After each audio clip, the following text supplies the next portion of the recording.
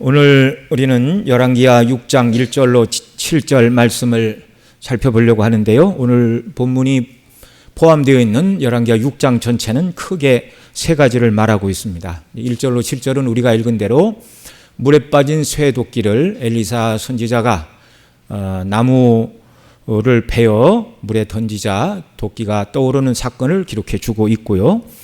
그 다음 두 번째 큰 단락인 8절로 23절에서는 아람 왕이 이스라엘을 공격하려 하나 그때마다 엘리사 선지자가 아람 군대가 어디로 침략할 것을 왕에게 알게 하여 방비하게 하므로 번번이 아람 왕이 실패하는 이런 내용이 기록되고 있습니다. 그래서 아람 왕은 심지어 자기 나라의 사정을 이스라엘에 말해주는 첩자가 있다라고 말할 정도로 아람 왕이 그 신하들과 더불어 나누는 모든 대화를 하나님께서 성령의 역사로 말미암아 엘리사 선지자에게 알게 하신 그런 내용입니다.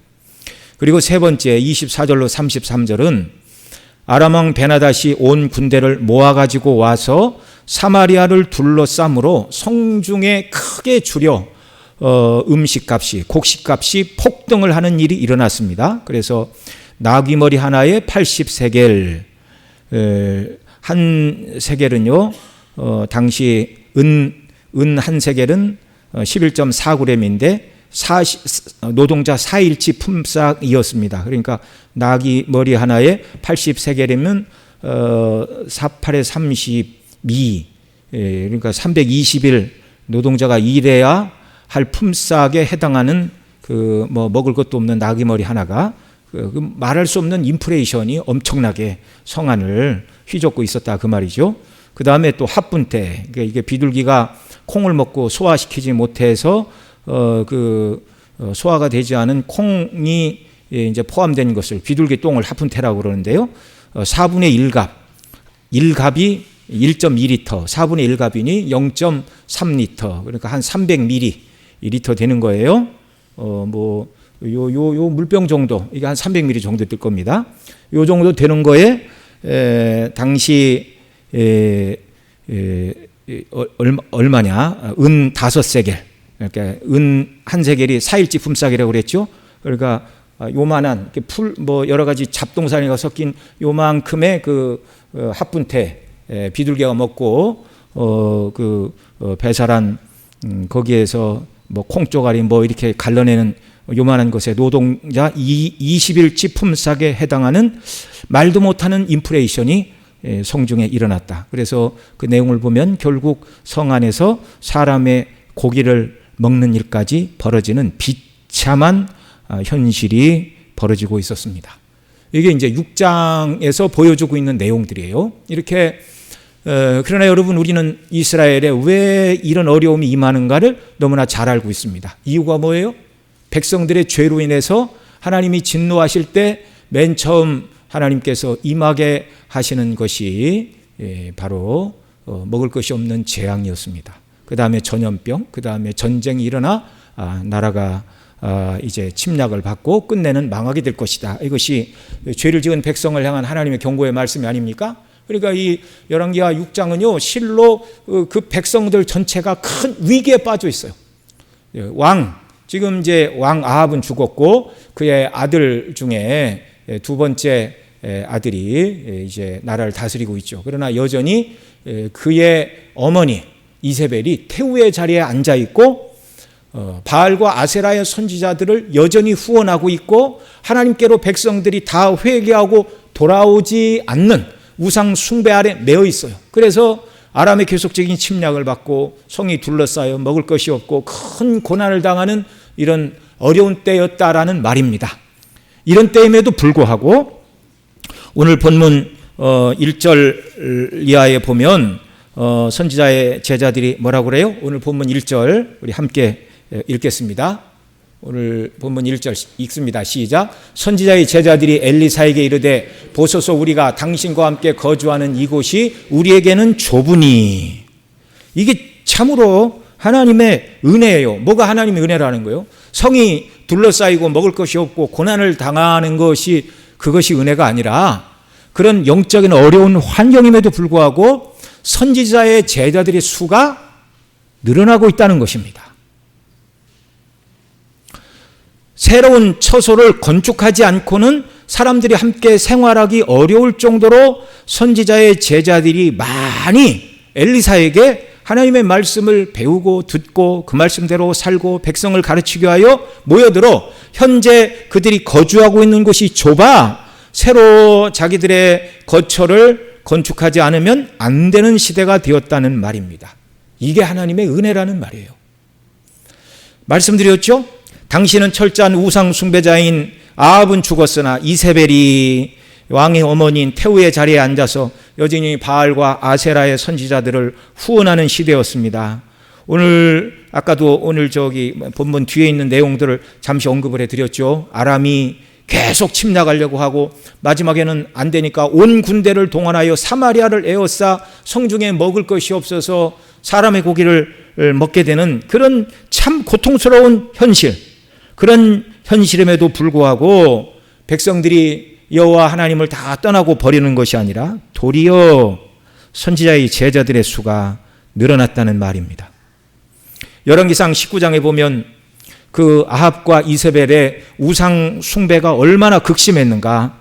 엘리야가 이 우상 숭배를 끝내고 백성들을 하나님께로 돌아오게 하려고 했는데 그래서 갈멜산 위에서 하나님이 불로서 응답하시고 바알의 선지자 450명을 죽였음에도 불구하고 왕과 왕비와 백성들이 회개하지 않자 그가 죽기를 구하면서 하나님께 기도했던 내용이 열왕기상 19장 14절인데 이렇게 기도했어요.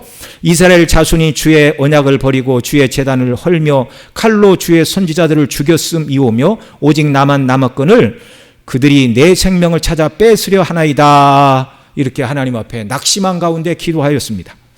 이 엘리야의 기도를 들으시고 하나님께서는 18절에 이렇게 말씀해 주셨습니다. 같이 읽죠. 그러나 내가 이스라엘 가운데 7,000명을 남기리니 다 바알에게 무릎을 꿇지 아니하고 다 바알에게 입맞추지 아니한 자니라. 엘리야 선지자는 자기만 남은 줄 알았어요. 다 우상 숭배의 길로 가는 줄 알았어요. 나 혼자 남아서 내가 어떻게 백성들을 하나님을 섬기는 믿음의 길로 인도할 수 있습니까? 저를 죽여주시옵소서. 이렇게 말하는데 하나님께서는 말씀하십니다. 너는 모르지만 바알에게 무릎 꿇지 않는 7,000명을 내가 남겨줄 것이다. 그 중에 한 사람이 아합의 국내대시던 오바댜였습니다. 이 사람은 이세벨이 여호와의 선지자를 죽일 때 여호와의 선지자 중에 100명을 50명씩 굴에 숨기고 떡과 물로 먹이는 사람이었습니다. 또 바알에게 무릎 꿇지 않은 7천인 중에는요, 산골에서 농사를 짓고 자기를 드러내지 않는 사람들 중에서도 그런 사람들이 있었을 것이며, 그러나 하나님께서 바알에게 무릎 꿇지 않게 하신 7,000명 중에 포함된 사람들이 바로 엘리사에게 나와 말씀을 배우며 우리 거처가 좁으니 요단으로 가서 집을 크게 짓고, 오늘날 얘기하면 신학교를 크게 짓고 기숙사도 짓고 거기서 우리에게 말씀을 가르쳐 주십시오. 이렇게 요청하고 있는 선지자의 제자들의 수가 늘어나고 있다는 말이에요. 왕과 관리와 수많은 우상 숭배자들이 넘쳐나는 그 땅에 하나님께서 바알에게 무릎 꿇지 않는 7,000인을 남겨두셨고 그 중에 많은 수가 엘리사에게 나와 말씀을 배우고자 하고 있고 자기들의 처소가 좁으니 요단에 가서 거처를 만들자 이렇게 제안을 하고 있다는 말입니다. 그래서 하나님의 은혜라는 말입니다. 백성들이 말씀을 버리고 다 죄악된 길로 가지만 하나님께서는 그 백성을 긍휼히 여기사 바알에게 무릎 꿇지 않는 7,000인을 남겨주셨고 그 중에 일부들에게는 하나님의 말씀을 사모하는 열정을 허락해 주셔서, 여러분 선지자의 제자들이 일하는 사람들이 아니잖아요. 말씀을 배우고 기도하는 일에 전념하는 사람들 아닙니까? 그 고난의 시대에 하나님만 바라보고 의지하는 믿음의 사람들을 주님이 이렇게 세우시고 있다라는 말씀입니다. 여러분 이 시대에 정말 엘리사 시대에 하나님께서 선지자의 제자들을 많이 일으켜 주신 것처럼 오늘 이 시대에 정말 세계교회는 이미 마이너스 성장에 들어선 지 오래이고 한국교회도 마이너스 성장을 기록한 지 오래입니다. 네. 오래됐어요 벌써. 이런 시대에 하나님께서 하나님의 말씀을 증거할 온전한 말씀의 종들을 일으켜 주시기를 위해 여러분 기도해 주시기 바랍니다. 그리고 그런 사람들이 우리 교회, 우리 학생들 가운데, 청년들 가운데 많이 일어났으면 좋겠어요. 아멘 그렇게 하시면서 우리 아들은 안 됩니다.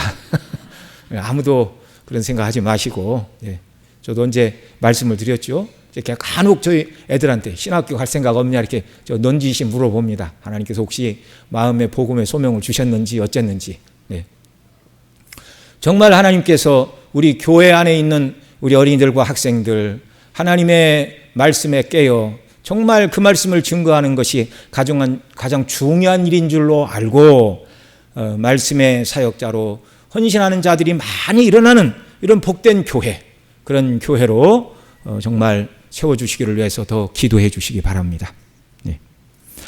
자, 한편으로 선지자의 제자들의 수가 늘어나는 이 영적인 부흥은 현실적인 문제를 동반하게 되어 있어요. 말씀드린 대로 이들은 경제활동을 위해 모인 자들이 아니라 말씀을 배우기 위해 모인 사람들입니다.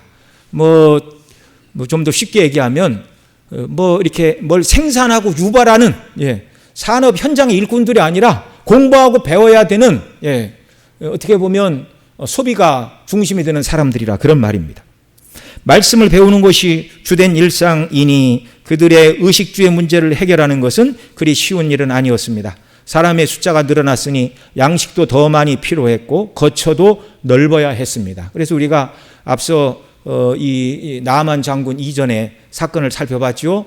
먹을 것이 부족해서 들에 나가 막 야채 뜯어다가 들 호박을 넣고 국을 끓였는데 거기 독이 있어서 못 먹었어요. 그때 선지자가 가루를 풀어서 해독을 시키고 먹는 문제도 하나님께서 그들 가운데 해결해 주시는 분이심을 보여주셨습니다. 오늘 본문은 이제 그들의 거처와 관련해서 이제 벌어지고 있는 일들입니다. 우상 숭배가 만연하니 여호와를 섬기고 선지자의 제자들을 후원해야 된 물질은 다른 데로 쓰였어요. 바알과 아세라를 섬기는 선지자들을 위해 사용되는 시설이기 때문에 하나님을 경외하는 사람들은 곰핍하고 핍절한 그런 시대였습니다. 오늘 본문에서 선지자의 제자들에게 닥친 문제는 거처가 좁다는 것. 그래서 나무가 우거져 목재를 쉽게 구할 수 있는 곳이 요단강 근처였던 것으로 보입니다. 그래서 큰 나무를 쉽게 구할 수 있고 물도 구할 수 있는 요단으로 가서 새로운 거처 만들기를 제안하고 있습니다. 자, 1절은 거처가 좁으니 2절 같이 읽죠. 우리가 요단으로 가서 거기서 각각 한 제목을 가져다가 그곳에 우리가 거주할 초소를 세우사이다 하니 엘리사가 이르되 가라 하는지라. 이 요청에 엘리사 선지자가 허락했어요. 가라. 지금 이 좁은 곳에 여러 사람이 거하는 것은 참 어려운 일이죠. 밤에 돌아가면서 보초 쓰면서 잘 수도 없는 노릇이고 거처는 있어야 되잖아요. 같이 모여 말씀을 배울 장소는 있어야 되지 않겠어요? 3절에서 그 중에 한 사람이 엘리사도 함께 동행하여 주기를 요청하고 있습니다. 3절도 같이 있죠. 그 하나가 이르되 청하건대 당신도 종들과 함께 하소서 하니 엘리사가 이르되 내가 가리라 하고 동행을 요청받은 엘리사가 함께 그들과 갔습니다. 그리고 이제 그들이 요단 어느 지역에 가서 나무를 베기 시작하였고 그때 한 문제가 발생했습니다. 4절 5절 같이 읽죠. 드디어 그들과 함께 가니라. 무리가 요단에 이르러 나무를 베더니 한 사람이 나무를 벨 때 쇠 도끼가 물에 떨어진지라. 이에 외쳐 이르되 내 주여 이는 빌려온 것이니이다 하니. 자, 이렇게 건축용 나무를 도끼로 이렇게 베다가 이렇게 저 자루에서 도끼날이 쑥 빠져나간 거예요. 이렇게 도끼질을 하다가 쉽게 말하면. 그래서 우리 시골에서 이렇게 도끼질하고 그럴 때는 이제 도끼질하는 앞에 사람이 서면 안 돼요. 이게 혹시 몰라서 언제 빠져나갈지 모르니까 도끼질할 때는 꼭 사람들은 이제 옆으로 이제 비키라고 하고 도끼질을 합니다. 문제는 그 쇠도끼가 빌려온 것이라는 데 문제가 있었어요. 선지자의 제자는 쇠도끼 하나를 가질 형편이 되지 못하여 그것을 이웃에게 빌려 가지고 온 것인데 물속에 빠뜨리고 말았습니다. 그 쇠도끼가 빠진 곳이 물이 맑고 수심이 깊지 않았다면 들어가서 건져내면 되겠죠. 그런데 내 주여 이는 빌려온 것이니다라고 한탄하는 것으로 보아 들어갈 수 없는 물이었고 시야가 흐리고 또 그게 진흙벌이었는지 뭔지는 잘 모르겠어요. 어떤 이유에서인지 눈에 보이지 않고 들어가서 꺼낼 수 있는 형편이 아니었다는 겁니다. 부자에게 있어서 쇠도끼 하나는 큰 문제가 될 수 없지요. 그러나 가난한 사람에게 쇠도끼 하나는 그것으로 먹고 살아가야 하는 생계 수단이 될 수도 있는 것입니다. 그러니까 가난하여 쇠도끼를 빌려온 이 선지자의 제자는요, 그것을 돈으로 갚을 형편이 안 되는 거예요.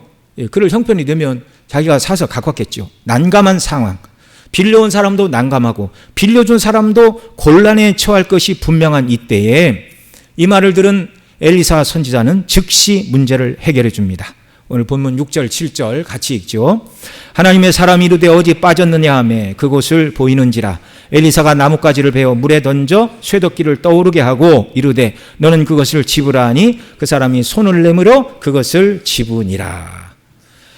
엘리사가 나뭇가지를 베어 물에 던지자 쇠도끼가 떠올랐고 쇠도끼를 잃어버려 내 주여 이는 빌려온 것이니다 라고 크게 낙담하던 그 사람의 문제가 해결이 되었습니다. 자, 이 내용을 통하여 우리에게 주시는 교훈은 무엇일까요? 첫째로 오늘 본문에 기록된 이 이적은 엘리사 선지자가 하나님의 능력을 힘입어 지금까지 행했던 이적들에 비하면 가장 적은 이적이다 이렇게 말할 수 있어요. 그럼에도 불구하고 쇠도끼 하나 그렇게 대단한 거 아니잖아요, 어떻게 보면. 그런데 대단해 보이지 않은 내용을 성경에 기록하고 있다는 것입니다. 여러분, 앞서 엘리사가 행한 일들을 한번 보십시오. 엘리야가 하늘로 승천하고 엘리사가 구했던 갑절의 영감을 그가 받았어요. 그리고 엘리야의 겉옷이 떨어지자 그것을 말아서 요단물을 칠 때 요단물이 갈라졌어요. 아무나 할 수 있는 일이 아니잖아요. 그리고 여리고에 이르렀을 때 물이 좋지 못하여 토지 소산이 떨어진다는 말을 듣고 소금을 가져오라 하여 물 근원에 소금을 던짐으로 그 쓴 물, 열매가 있기 전에 떨어지던 그 물을 고쳐 주었습니다. 영구적으로 그 여리고의 나쁜 물이 치료가 되어 토지 소산이 있기 전에 떨어지는 일들을 막는 이 이적은 가난한 사람이 잃어버린 쇠도끼 하나와 비교할 수 없을 정도로 큰 이적이었어요. 큰 이적. 얼마나 많은 사람이 여리고의 물을 고치는 일을 통하여 정말 풍성함과 경제적인 이득을 맛봤겠습니까? 또 그 다음 북이스라엘 왕이 남유다 왕 그리고 에돔의 연합군을 모아 모압을 치려 출정했을 때 세 나라 연합군이 물이 없어 죽을 위기를 만났어요. 이때 엘리사 선지자를 그들이 찾았고 선지자가 여호와께 기도한 후 골짜기에 개찬을 많이 팔아 하나님께서 물을 주실 것이다. 그리고 비가 오지 않았는데도 하나님이 샘그런을 터뜨려 세 나라 연합군이 물이 없어 죽을 위기에서 그들을 건져 주었습니다. 수많은 군사가 목숨을 비쳤어요. 어마어마한 일이죠. 또 선지자의 제자 중에 한 사람이 빚을 남기고 죽자 그의 두 아들이 종으로 팔려갈 위기에 처했을 때 너희 집에 뭐가 있느냐? 우리 집에 기름 한 병 있습니다. 그러자 이웃에게 모든 그릇을 빌려와 방문을 닫고 기름병에 기름을 그릇에 부어 팔아라. 그래서 그 빚을 해결하여 아들들이 종으로 팔려가는 것을 막을 수가 있었습니다. 여러분, 쇠도끼 하나와 비교할 수 없는 너무나 큰 일들이었어요. 또 자녀가 없는 수넴 여인, 경건한 그 여인의 가정에 하나님께서 아들을 주실 것을 예언하였고 그 아들이 어려서 죽었을 때 다시 기도하여 살린 일, 또 오늘 본문 앞에 기록된 아람의 군대 장관 나아만의 악성 피부병인 나병을 고친 일들과 비교할 때 본문에 물에 빠진 쇠도끼 하나를 나무를 베어 던짐으로 떠오르게 한 일은 매우 작은 일이라는 말입니다. 객관적으로 볼 때 이 쇠도끼 하나는 정말 작은 거예요. 우리 돈으로 쇠도끼 하나 얼마나 할까요? 쇠뭉치 날을 조금 이렇게 갈아놨고 자루가 꼽을 구멍을 내놨기 때문에 글쎄 쇠도끼 한 돈만 원 하겠죠. 그것을 객관적으로 보면 별 볼 일 없는 것처럼 보이지만 그것을 살 돈이 없어서 빌려온 사람에게는 아주 난처한 일이었습니다. 생사를 가를 만큼 중요한 일은 아니나 그러나 사소하지만 이걸 빌려와서 잃어버리는 사람은 참 난감한 일이에요. 주의를 하겠다고 빌려왔는데. 그런데 엘리사 선지자는 내 주여 이는 빌려온 것이냐라고 말할 때 그렇게 생사를 가를 중요한 문제가 아닌데 쇠도끼라고 무시하지 않고 가서 잘 얘기해 뭐 이렇게 말하지 않고 어디 빠졌느냐 묻고 나뭇가지를 베어 물에 던져 쇠도끼를 떠오르게 하고 있다는 말입니다. 선지자가 이 작은 문제를 해결해 주는 것은 하나님 아버지께서는 저와 여러분이 남들 보기에는 뭐 별것도 아닌 걸 갖고 그렇게 끙끙거리고 아파하냐라고 말하는 작은 문제조차도 하나님께서는 관심을 가지고 계시다는 것을 보여주는 것입니다. 그래서 선지자가 하나님의 성령에 감동되어 나무를 베어 던져 물에 빠진 쇠도끼를 건져내도록 이와 같은 은혜를 베풀고 계시다는 말입니다. 여러분, 뭐 큰 문제도 아니고 이런 사소한 문제, 남들한테 이런 얘기를 하면 저 사람이 웃을 거야. 그래서 어디 누구한테 드러내기도 어려운 그런 사소한 문제들. 그러나 그 어떤 문제라 할지라도 우리는 이 모든 문제를 다 가지고 주 앞에 나갈 수 있음을 여러분 믿으시기 바랍니다. 쇠도끼 하나의 문제에도 하나님은 그 백성들의 긍휼을 베풀어 주시는 거예요. 이 사건을 통하여 하나님은 하나님의 뜻을 위해 살아가려는 자들의 사소한 문제까지 간섭하시고 세밀하게 돌보시는 분이라는 걸 가르쳐주고 있습니다. 너희가 진심으로 여호와의 말씀을 배우고 그 말씀대로 순종하여 살기를 원한다면 언제든지 내가 너희의 사소한 문제도 도와주실 것이라는 표징으로 주고 계신 말씀이라는 말입니다. 사소하고 작은 일처럼 보이나 하나님께서는요, 작은 일이나 사람이 생각할 때 큰 일이나 하나님께서는 그 모든 일에 다 은혜 주심을 믿으시기 바랍니다. 작은 일에 함께 하시는 하나님께서 우리가 생각하는 큰 문제에도 은혜를 주시고 큰 문제뿐만 아니라 작은 문제에도 하나님은 여전히 관심을 가지시고 우리 기도를 들으시는 사랑과 긍휼에 풍성하신 아버지이심을 믿으시기 바랍니다. 남들이 볼 때 별일 아니라고 생각하고 사람들은 관심을 가져주지 않을 만한 일이라 할지라도 우리 하나님 아버지와 예수 그리스도는 우리의 사소한 아픔에도 무감각하신 분이 아니라는 말입니다. 이사야 42장 3절에 보면 여호와의 종으로 오실 예수 그리스도가 어떤 분인가 이사야를 통하여 이렇게 예언해 주셨어요. 같이 읽죠. 상한 갈대를 꺾지 아니하며 꺼져가는 등불을 끄지 아니하고 진실로 정의를 시행할 것이며. 상한 갈대를 꺾지 않고 옛날 버전에는 꺼져가는 심지를 끄지 않으신다. 개역 한글에는 그렇게 번역을 했죠. 여기는 꺼져가는 등불을 끄지 아니하고 정말 저와 여러분이 어느 때는요 상한 갈대처럼 보이고 꺼져가는 등불처럼 미약한 그런 연약한 처지에 얼마나 많이 떨어집니까? 그런데 하나님께서는 상한 갈대라고 꺾지 아니하시고 꺼져가는 등불 심지라고 끄지 않으시고 그 백성을 돌보시고 긍휼을 베푸시는 자비와 사랑과 긍휼의 아버지이심을 믿으시기 바랍니다. 여러분, 우리가 부모로서 자녀들이 고민하는 큰 문제에만 부모가 관심을 갖나요? 사소한 문제에도 부모가 관심을 갖잖아요.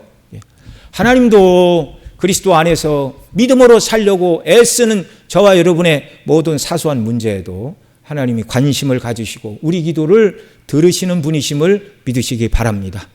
큰 일만 기도하겠다 그러지 말고 사소한 문제도 다 주님께 내어놓고 의논하고 내어맡기고 하나님을 신뢰하고 그렇게 살아가는 역사들이 우리에게 있기를 바랍니다. 두 번째, 이 사건을 통하여 우리에게 주시는 교훈은요, 선지자의 생도들이 새로운 처소를 건축하는 일에 자기들만 가지 않고 그들의 스승인 엘리사와 동행을 요청했다는 말입니다. 엘리사 선지자는 전역을 돌아다니며 우리가 그 엘리야가 승천할 때 보면 그가 여기 길갈에서 여리고에서 요단 이렇게 왔다 갔다 할 때마다 여러 곳에 선지자의 제자들이 따로따로 있었잖아요. 그러니까 이 엘리사 선지자는 어느 한 곳에서만 머물러 있을 수 있는 입장이 아니었어요. 여러 곳에 말씀을 배우기는 선지자의 제자들이 있었고 또 백성들 가운데 가서 말씀을 증거하고 이런저런 일들을 해야 하는 일이 많은 사람이었음에도 불구하고 이들은 우리의 거처를 짓는 일에 선지자의 도움이 필요합니다라고 도움을 요청하고 동행을 요청하였습니다. 엘리사가 그들과 동행함으로 그들의 곤란한 문제가 해결되고 있다는 말입니다. 이 엘리사의 시대에 선지자의 제자들이 자기들이 어디를 가나 또는 중요한 일을 행할 때 스승인 엘리사 선지자를 모시고 감으로 문제가 해결되었던 것처럼 오늘 시대 저와 여러분 모두도 어떤 일을 행할 때마다 주와 동행하는 자들이 되어야 한다는 것을 가르쳐 주시는 말씀입니다. 신약의 제자들도 마찬가지였어요. 예수님 승천하시고 이 땅에 계시지 않았지만 그들이 나가 복음을 증거할 때 늘 주의 도우심과 은혜를 간구했어요. 마가복음 16장 19절로 20절에 이렇게 말씀합니다. 같이 읽죠. 주 예수께서 말씀을 마치신 후에 하늘로 올려지사 하나님 우편에 앉으시니라. 제자들이 나가 두루 전파할새 주께서 함께 역사하사 그 따르는 표적으로 말씀을 확실히 증언하시니라. 부활하시고 승천하신 예수 그리스도는 하늘 보좌 우편에 예수님 하나님 우편에 앉으셨어요. 하나님 우편 보좌에 앉으셨어요. 그러나 제자들이 성령을 의지하고 주님과의 영적인 연합 가운데 도우심을 구하고 나아갈 때 복음을 전파할 때 주께서 함께 역사하사 그 따르는 표적으로 말씀을 확실히 증언하시니라 이렇게 말씀하고 있습니다. 사도들이 예수 그리스도의 복음을 증거하며 또 병자를 위하여 낫기를 위하여 기도할 때 주님이 그들의 기도를 들으시고 병자를 낫게 하시는 이 일을 통하여 이들이 전한 복음이 진리라는 것을 주님이 확증해 주셨다는 말씀입니다. 골로새서 1장 29절에 보면 사도 바울도 이렇게 말해요. 여기 같이 읽죠. 이를 위하여 나도 내 속에서 능력으로 역사하시는 이의 역사를 따라 힘을 다하여 수고하노라. 사도 바울이 복음 증거의 사명을 감당하되 자기 힘만으로 한 것이 아니라 내 속에서 능력으로 역사하시는 이의 역사를 따라 자기 속에 역사하시는 성령님, 그 다음에 정말 자기와 함께 하시는 예수 그리스도를 힘입어 복음을 증거했다라는 말입니다. 주의 도우심과 성령이 함께 하심이 없으면 사람이 행하는 모든 일들은 다 열매를 거두기 어렵다는 걸 우리는 알아야 돼요.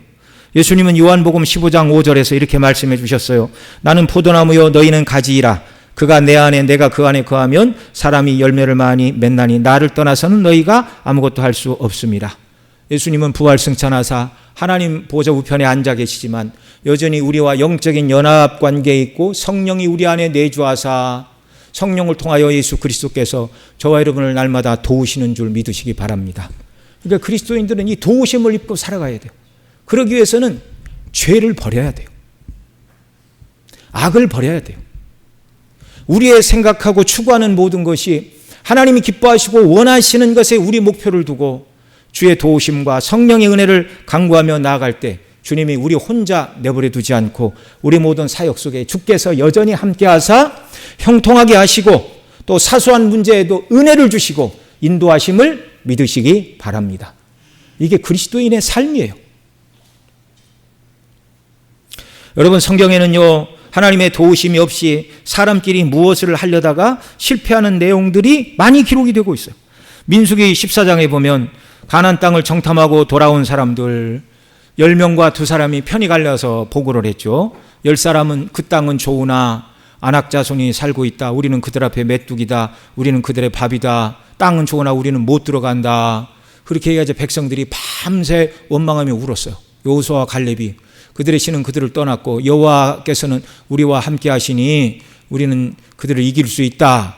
이렇게 얘기를 해도 백성들이 10사람 말을 듣고 2사람 말을 듣지 않습니다. 그러면서 원망하는 말이 무엇이었어요? 우리가 애굽 땅에서 죽었거나 이 광야에서 죽었으면 좋았을 것을 어찌하여 여호와가 우리를 그 땅으로 인도하여 칼에 쓰러지게 하려 하는가? 우리 처자가 사로잡히리니 애굽으로 돌아가는 것이 낫지 아니하리라. 이에 서로 말하되 우리가 한 지휘관을 세우고 애굽으로 돌아가자. 이렇게 말할 때 여호와의 영광이 회막 가운데 나타났어요. 모든 백성이 다 엎드렸습니다. 하나님께서 모세에게 말씀하십니다. 내가 전염병으로 이들을 싹 멸하고 너로 이들보다 크고 강한 나라를 이루겠다. 근데 모세가 간절히 기도하죠. 하나님의 이름으로 구원하는 백성 광야에서 죽이시면 하나님이 애굽에서 빼내기는 했는데 광야에서 돌볼 능력이 없고 가나안 땅까지 인도할 능력이 없는 신이라고 이방인들이 욕할 것입니다.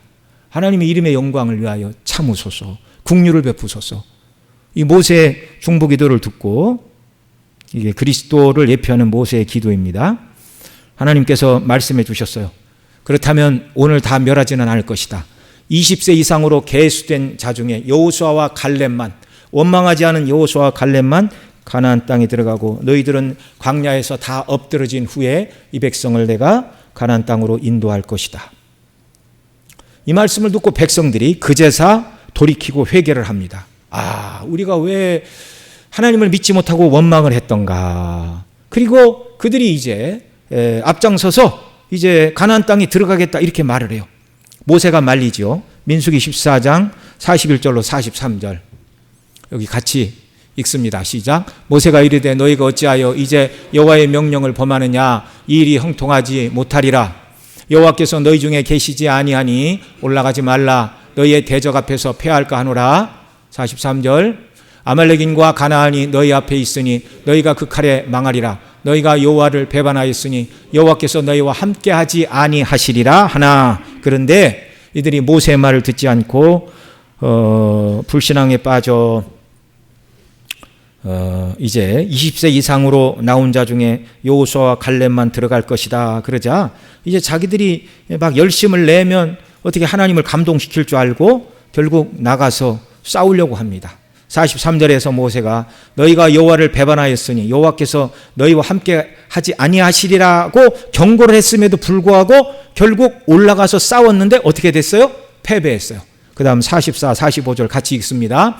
그들이 그래도 산 꼭대기로 올라갔고 여호와의 언약궤와 모세는 진영을 떠나지 아니하였더라. 아말렉인과 산간지대에 거주하는 가나안인이 내려와 그들을 무찌르고 호르마까지 이르렀더라. 하나님이 그들과 함께 하시지 않으시자 그들은 대패하고 말았습니다.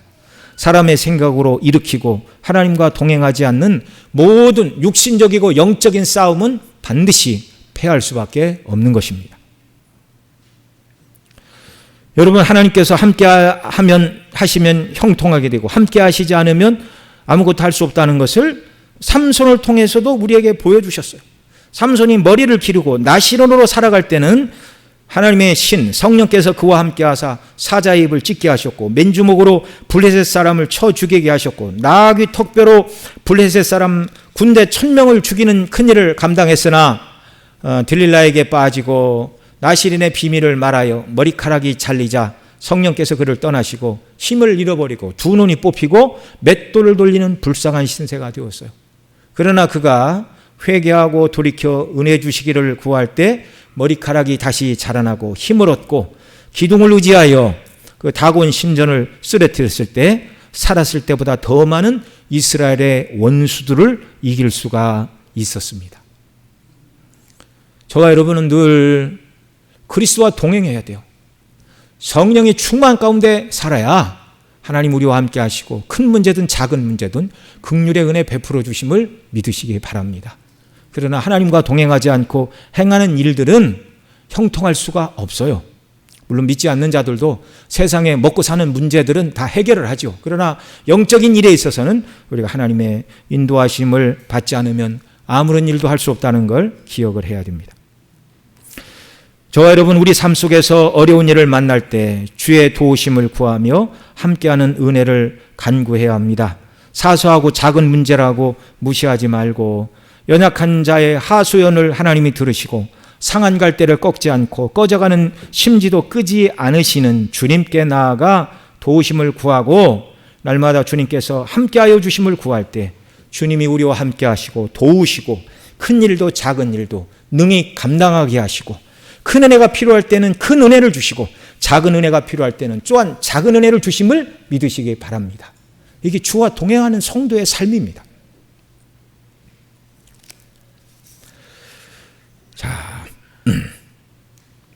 자, 한편 엘리사 선지자는 늘 성령의 감동 가운데 살았어요. 그래서 즉각적으로 어떤 문제를 만날 때마다 성령의 도우심 속에 즉각적으로 문제에 대처할 수가 있었습니다. 여리고의 쓴물을 고칠 때도 성경에 보면 이 엘리사 선지자가 기도하고 거기에 소금을 뿌렸다는 말이 없어요. 그러니까 기도하지 않아도 하나님의 성령의 인도하심이 늘 그를 주장했다는 거예요. 독이 있는 들호박국을 끓여 먹을 수 없을 때도 하나님께 기도하고 그 다음에 가루를 풀어서 먹게 하지 않았습니다. 이 도끼가 빠졌을 때도 마찬가지예요. 기도해 보고 하나님께서 나무를 베어 던지라고 하시는구나. 그렇게 하지 않았어요. 즉각적으로 그가 성령으로 충만하기 때문에 성령께서 그가 할 일을 감동하사 그 모든 문제를 해결하게 하셨습니다. 엘리사가 행한 큰일 중에 세 나라 연합군이 물이 없어서 가라였을 때 그때는 선지자가 기도했죠. 나에게 검고 타는 사람을 데리고 오라. 검고를 탈 때 성령이 감동되어 기도하면서 개천을 많이 파라. 그렇게 하나님께 말씀을 받아서 그 세 나라 연합군이 물이 없어 가래 죽을 위기에서 구원해 내었습니다. 그러나 그 문제가 아닐 때는 즉각적으로 하나님의 인도함을 받아서 문제를 해결했다는 사실입니다. 여러분, 오늘 우리도 엘리사처럼 성령이 충만하여 늘 기도하고 교통하고 그래서 이런저런 문제를 적극적으로 해결해 나가면 얼마나 좋을까요? 그러나 엘리사 시대와 우리 시대는 조금 다릅니다. 그때는 하나님께서 선지자들에게 직통계지를 주시고 능력을 행하는 그런 시대였다면 저와 여러분이 살고 있는 이 시대는 말씀의 시대입니다. 성령께서 말씀을 깨닫게 하시고 말씀 안에서 힘과 은혜를 주시는 이러한 시대라는 걸 우리가 기억을 해야 됩니다. 오늘 우리는 어떻게 해야 주님과 생명의 연합 속에서 성령의 충만을 누리고 주의 도우심을 입고 살아갈 수 있는 자들이 될까요? 그것은 바로 매 순간순간 삶의 순간순간마다 우리를 사랑하신 예수 그리스도의 십자가로 나아가는 것입니다. 모든 문제를 대하는 성도의 심령 속에는 그리스도의 십자가의 대속의 사랑으로 모든 문제를 대해야 한다는 것입니다. 그래서 어떤 분들은 이 말씀을 이렇게 쇠도끼를 떠오르게 한 나무가 무엇인가 이걸 이제 풍요적으로 설명을 하면서 그 나무는 그리스도의 십자가다. 직접적으로 연관은 없죠. 그러나 그리스도인이 모든 문제를 만날 때마다 그리스도의 십자가의 대속의 은혜 안에서 모든 문제를 바라봐야 한다는 것입니다. 주께서 나를 구원해 주신 은혜에 비추어 지금 당면한 이 모든 문제를 어떻게 해결하는 것이 마땅할까요? 주님, 내게 힘과 은혜를 주사 내가 감당해야 될 일이라면 감당할 힘과 은혜를 주세요. 피할 수 있는 일이라면 피할 수 있는 은혜를 주세요. 그 아들의 피로 말미암아 내 죄를 사하시고 자녀 삼으신 주님, 내가 나가야 될 바가 무엇입니까? 라고 그리스도의 십자가의 대속의 은혜를 붙들고 주님께 나아가 주님과 동행하고 그렇게 할 때 하나님께서 성령 안에서 저와 여러분의 피할 길도 내시고 또 그 일을 감당해야 될 일이라면 능히 감당할 힘과 은혜를 우리 심령에 부어주시는 줄을 믿으시기 바랍니다. 어떤 처지와 형편에서도 우리가 생각하고 힘써 이루어야 될 일, 그것은 그리스도의 십자가 안에서 복음에 합당하게 살아가는 성도의 삶이 무엇인가, 내가 어떻게 살아가는 것이 하나님 기뻐하시고 원하시는 삶인가를 깨닫게 해주시고 능히 감당할 힘과 은혜도 주시고 주의 뜻이라면 피할 길도 주시기를 원하며 십자가의 대속의 사랑과 은혜의 감동 가운데 날마다 모든 일을 감당하며 주의 뜻을 이루며 살아가는 저와 여러분 모두가 되시기를 간절히 소원합니다. 기도하겠습니다. 우리 들은 말씀 붙들고 기도합니다. 성령 하나님, 우리의 마음속에 십자가의 대속의 사랑으로 충만하게 하시고 우리가 하나님의